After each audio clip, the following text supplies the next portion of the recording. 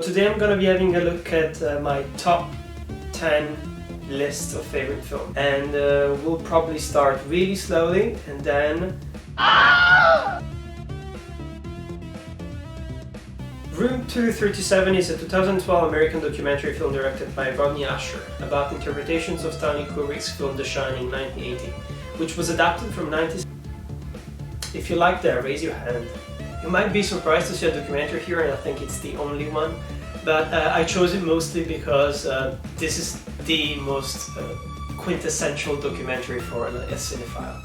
This is exactly the kind of work that you do when you go to film school. You deconstruct films, you apply different theories, and at the end of the day, it doesn't matter what you apply, you always seem to be right. Anything you apply to The Shining could be right. Number 18 and 19. I'm gonna be talking about those together because they are the only comic books movie adaptations here.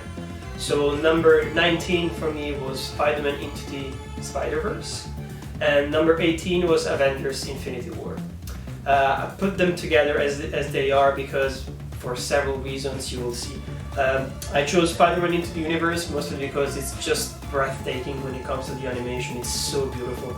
The soundtrack is amazing. I literally listen to it on an everyday basis. And I think it's literally the only Spider-Man adaptation ever that managed to juggle all these different villains, you know, fighting together against Spider-Man. I think it's pretty self-explanatory. I chose that one mostly because it's the end of the saga, but not only. I think it's one of the most powerful when it comes to the emotional journey that all these characters have been going through. And it also managed to give us a glimpse of what Thanos was feeling during this entire journey. And I think it's a ballsy move, honestly, from a Disney perspective, just to finish a film and finish almost an entire saga, if you're not counting Endgame, on such a sad and tragical moment, you know? So my number 17 is The Matrix. It's a very mainstream movie nowadays. I chose it mostly because of its marathon potential. I really like watching 1, 2 and 3 over and over again. I've seen them so many times. I think it's not even worth bothering to talk about, you know, like why it's an important film. I think everybody knows. So funny nowadays to think about it, how scary the internet was back then, back in the 90s, and that something like The Matrix film could come out of it. It's just insane. Number 16 is It Follows. It's directed by David Robert Mitchell. Honestly, like, the whole premise of this film is sex is scary, which I can actually agree with. I think sex is a complicated thing, and this film manages to turn the analogy, or like the metaphor if you prefer, of sex is scary into like one of the most effective horror films that I've ever seen. It's beautifully shot. Honestly, I have some of the screenshots on my computer, and they keep coming back and forth as my desktops because they're so beautiful. Sometimes I just sit in the dark, wondering about the universe and the meaning of life. And other times I just watch Superbad because it makes me feel great. Superbad is my number 15. It's one of those quintessential experiences about having to leave your friends, having to leave high school and go out into the world and having to experience new things. And it's also a really good film when it comes to pretending to know what you're talking about most of the times at playing adult. And once you realize that your life in high school is a performance for your friends, for the girls that maybe you're trying to date, for the friends that you want to impress, for the people that you don't like but you want them to like you. It's still a very important film to watch when it comes to understanding the high school experience and what it feels like to be an awkward teenager. Number 14 is The Shape of Water. Honestly, it was really hard choosing between Guillermo del Toro's films because he's such a good director. Pan's Labyrinth come to mind, Hellboy is further along in my list as well, which was such a huge film back in my childhood, you know. When it comes to The Shape of Water, you know, the creature designs are amazing. It's beautifully shot, which is almost saying nothing for Guillermo del Toro because all of his films are incredible, you know. Shape of Water is such a node, you know, to sort of like the old, sort of like golden age of Hollywood when it comes to the whole tone and also the pacing of it. And it's just so beautiful, you know. It's one of those films that like they come out once every 5 or 10 years, and they just they're so nostalgic about the old times, and this does it right. Number 13 is Starship Troopers, directed by Paul Verhoeven, and it came out in 1997. It's one of those perfect science fiction films that blends comedy and political satire together. I love it because it's so much fun, but at the same time there are so many different theories they can apply to it. I remember applying game theory, for example. If you pay close attention to the plot, you will be able to notice that there are so many different levels, almost like in a game. The characters, they keep leveling up, you know, or changing sort of like their the skill sets and applying them, you know, to the job that they're trying to do. And of course the classic villain, you know, the big villain bugs, the disgusting bugs that you have to kill before they kill you. For the third time, because my SD card decided not to work, number 13 I think, right? No, number 12, fuck. The Fifth Element. The Fifth Element has a lot of things that are similar to Starship Troopers. It is yet again another science fiction film that perfectly blends together comedy, action and political satire. I think it's definitely one of the most perfect films that Luc Besson has ever made. It's actually probably the only perfect film he's ever made. You can come at me at the comments if you want.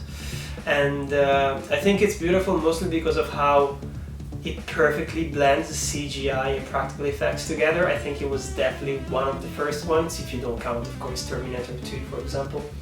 But when it comes to the European market, it was definitely one of the first ones in its genre.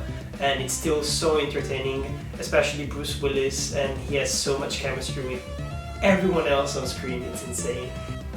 So I was saying number 11, right? Requiem for a Dream. It's funny because it's literally the first thing that I thought about when I was in film school during my first seminar ever. They asked us what was our favorite film, and I came up with Requiem for a Dream. It was the only one that I could come up with.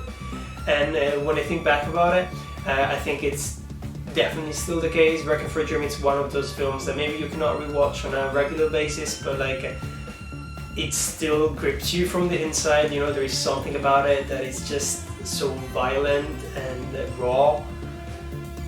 Darren Aronofsky at its best, 100% sure, and if you haven't seen it, I really recommend it because it's one of those films that you will never forget because it gets under your skin. 10 more to go, let's go! Blade Runner. Blade Runner is my number 10. I actually put together Blade Runner and Blade Runner 2049 by Denis Villeneuve because I think together they work so well. I have a problem when it comes to Blade Runner for its main character. I really don't like Harrison Ford. I hate almost every single one of his performances. He's always playing this sort of like toxic male figure that I really dislike. The production design, it's revolutionary, and the way it's shot and the way it's lit, you know. But just because of Harrison Ford, I'm gonna give it to Blade Runner 49. Number 9 is Be Kind, Rewind. I don't know if you've ever seen this film because it's a bit of a forgotten film. I don't think it's a niche film, but I think it's definitely Michel Gondry at his best. I was really close to choosing Eternal Sunshine of the Spotless Mind for this spot, mostly because just emotionally speaking it has touched me and destroyed me a lot more. But in the end I went for Be Kind, Rewind because I think it's one of those films that once again it's an ode to filmmaking, to the craft of filmmaking. And I really think you should see it because it's one of Jack Black's best performances, for example. And once again, practical effects. So many weird practical effects that are just done to the absolute best. And it's what Michel Gondry does, you know. You're gonna help me do the next one, yes! Number 8. Number 8 is gonna be Evil Dead 2, Sam Raimi's classic from the 80s. I chose the second one instead of the first one merely because even himself, he called it literally a remake of his own film with like a bigger budget. It's once again one of those beautiful films when it comes to the practical effects. I mean, you've heard me talking about practical effects, and I'll definitely be doing a video about it because just there is so much love that goes into it, you know. And I think Evil Dead kind of sums up the two things I love the most about filmmaking in general. One is being utterly terrified, and the second one is laughing my ass off. And I think Evil Dead 2 manages to do that brilliantly. Hello, it's me, Hua! And as Patrick said, I'm gonna be taking over right now for number 7, Scream. As you've seen, Patrick has chosen a lot of horror films because he fucking loves horror films. Wes Craven has done so many incredible films. New Nightmare, The Hills Have Eyes, The Last House on the Left, and so many more. I mean, the entire Scream franchise is practically a masterpiece of postmodern filmmaking. And I'm back here with you to do number 6. Number 6 is actually an exception to my rule because it's Alien. But technically it's not an exception if you replace Blade Runner with 2049, right? It's honestly one of the scariest and one of the best horror and sci-fi movies of the 80s, and it still holds up so beautiful despite one maybe little scene, which instead of being scary is probably funnier. Why are you running? Beautifully shot, Sigourney Weaver is a goddess, and it's just one of those beautiful universes that he managed to create. Number 5 will come as no surprise to you because I literally have it tattooed here, if you can see it. It's Lord of the Rings, The Fellowship of the Ring. I chose this one because I actually think that it's better paced than the two other ones. They're all masterpieces, don't get me wrong, but I think if I had to choose between the three of them, I would definitely choose the first one because first of all it's better paced, second of all it's a standalone adventure that can work on its own, you don't have to watch the two other ones. I think the second and the third one, they don't work without the first one and all the character development that you did and the world building that you did over there. Peter Jackson, I mean, at his peak when it comes to practical designs and CGI and just the care and passion that he put into the Tolkien universe, you know. And it's one of those things that I do every single year. I do a movie marathon of all the extended editions, and I just love this franchise, and especially the first one. We're getting very close to the end. It's number 4 now, which is Jean-Luc Godard, Pierrot le Fou. This film came out in 1965. It's probably one of the oldest films in this list. When I was back in film school, I remember analyzing every single color of this film. It's such a beautiful film, and honestly, like, it just gave me so much hope as a filmmaker to see that even back in the 60s, which is not a lot of experience when it comes to the history of cinema, you know, there were already people who were visionaries, you know, they were already like trying to change the rules of filmmaking, and they already thought everything that was done back in the golden age of Hollywood was a cliche. And it just gives me so much hope to see that like every single generation has its own geniuses and people who want to go beyond the cliches and the genres conventions. And Pierrot le Fou is one of those films that exactly does that. Jonathan Glazer's 2013 Under the Skin is my number 3. Honestly, it's one of those films I keep coming back to. It's pure perfection. Honestly, it's pure perfection when it comes to the cinematography, and Scarlett Johansson, very minimalist performance. Of course I wrote a paper on it when I was back in film school, and that's exactly why I love it even more, because it really allowed me to analyze every single detail of it. And I just really recommend it. It's one of those films that really changed my life and my approach to filmmaking. And here we are at number 2. It's Annihilation. Annihilation for me is the perfect cosmic horror. Cosmic horror is one of my favorite subgenres when it comes to horror. When you get these kind of like monsters that escape any kind of human comprehension. And Annihilation does exactly that. It's one of those films that deeply terrified me when it came out, and still today, mostly because it's so beautiful and it shows how you can still create villains, you can still create alien creatures that are incredibly beautiful to look at, but at the same time dangerous to the human species as a whole. And that's what Annihilation does, and this is Alex Garland at his best, I think, even though Ex Machina is a really good film as well. No one will be able to guess my number 1. My number 1 is, drumroll, I'll probably add it in post. If I don't, this is really awkward. 500 Days of Summer. Yes, no one could actually expect that, because I've never told to anyone else who has this film at the very, very top of their list. And there are so many different reasons for it. I think the most important one is that it changed me as a person. It changed the relation that I had with women. It changed the relation that I had to the craft of filmmaking. It changed my relation when it comes to what popular culture makes me feel and how it affects me.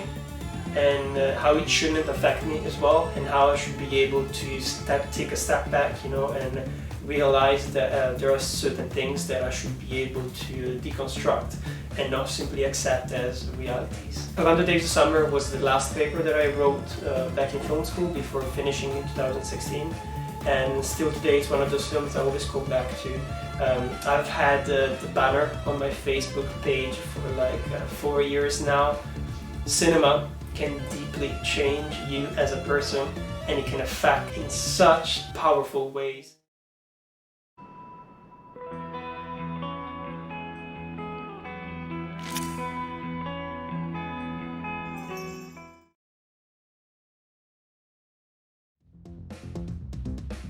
So here we are. That was my top 20 favorite films. Just to end this video, I want to make a few more points. First of all, I want to say, of course, these are just my favorite films. I 100% know these are not the most influential films. These are not very representative when it comes to other genres that I've not included in it. And also, I want to point out that I know perfectly this, and I accept it. It's that most of the films, if not all the films, have been made by straight white male directors. I've been trying to fix that for the last few years because I think it's really important, you know, to have a dynamic range when it comes to what you like and what you appreciate when it comes to cinema. Also, I think that we're biased as a society, and Hollywood is definitely biased as well, and it tries to promote those kind of directors a lot more than female directors or Asian directors or Black American or Black in general directors. So it's something that I'm trying to change, and I want you to know that. I want to acknowledge that, and I will be addressing gender dynamics in general in my next videos because it's a really important issue for me. Thank you for being here. You can find the entire list, I think it goes up to almost 70 films on my Letterboxd account if you want to have a bigger range when it comes to especially maybe country of origin of the films, of my favorite films. Having said that, thank you for sticking around for so long. Share in the comments your favorite films and what you think about my own list. Stay tuned for my next video, so don't forget to subscribe. This is Patrick from Torn Apart.